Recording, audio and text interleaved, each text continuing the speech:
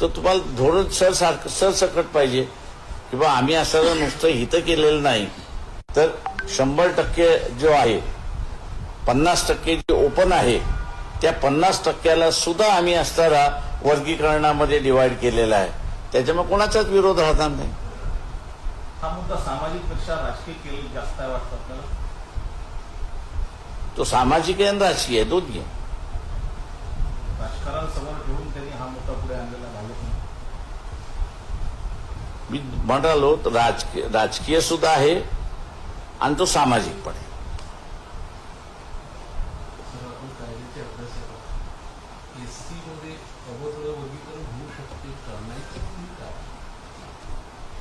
मी मागेही म्हणालो होतो की गवईंनी दिलेला निर्णय पूर्णपणे, गवई आणि चंद्रचूडने दिलेला निर्णय पूर्णपणे बेकायदेशीर आहे. वर्गीकरण करायचं की न करायचं हा अधिकार पूर्णपणे पार्लमेंटला आहे.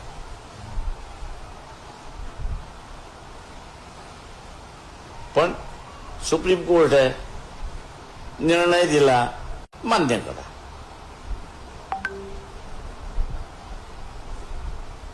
आता मान्य करत असताना लोक समोर आले, काही जण म्हणाले आम्ही वर्गीकरणाच्या बाजूने आहोत, काही जण म्हणाले की आम्ही वर्गीकरणाच्या विरोधात आहोत.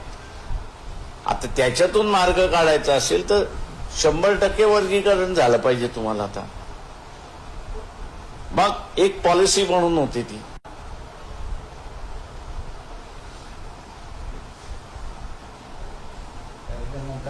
बदल समिती जी नेमली, बदल समिती जी आहे उपवर्ग अनंत बदल, तर ती समिती बेकायदेशीर आहे असं अख्खा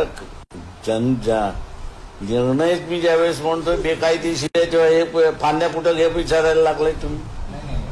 राज्याने जी झाडच बेकायदेशीर म्हटल्यानंतर फांदी सुद्धा बेकायदेशीरच झाली ना.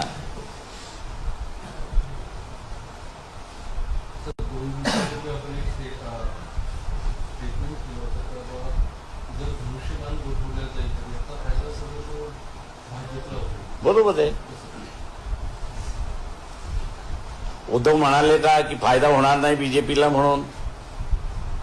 एकनाथ शिंदे असं म्हणाले का की गोठवलं तर फायदा बीजेपीला होणार नाही म्हणून?